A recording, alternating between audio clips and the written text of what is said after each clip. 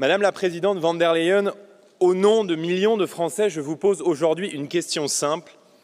Quels intérêts défendez-vous vraiment? Quels intérêts défendez-vous, madame, lorsque vous imposez contre l'avis de la France, deuxième économie européenne, un accord de libre-échange avec le Mercosur qui va aggraver la concurrence déloyale envers nos agriculteurs et entraîner l'importation dans nos assiettes de produits qui ne respectent aucune des normes drastiques que vous imposez à nos agriculteurs?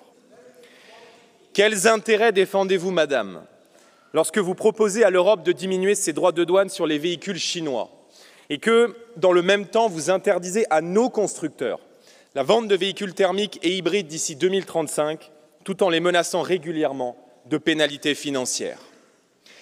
Quels intérêts défendez-vous, madame, lorsque vous persévérez à défendre les règles européennes du marché de l'énergie, qui privent la France des coûts de production historiquement bas de sa filière nucléaire, détruisant ainsi la compétitivité de notre industrie, de nos entreprises et le pouvoir d'achat de nos concitoyens les plus modestes?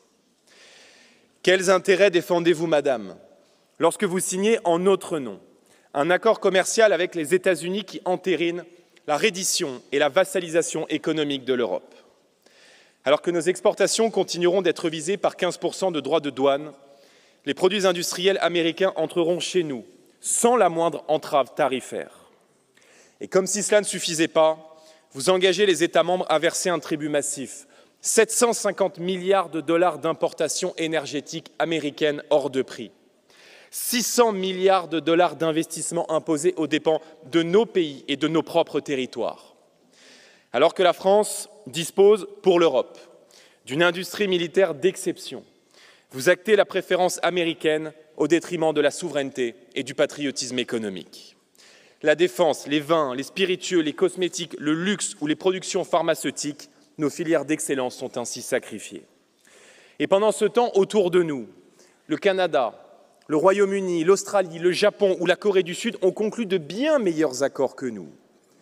En d'autres termes, même les plus petits pays défendent bien mieux leurs intérêts que vous ne l'avez fait vous-même aux États-Unis il y a quelques semaines. L'Union européenne promettait au peuple que l'Union ferait la force. Nous sommes l'une des premières zones économiques du monde et notre marché représente 450 millions de consommateurs et pourtant, vous avez cédé sur tout, ou presque.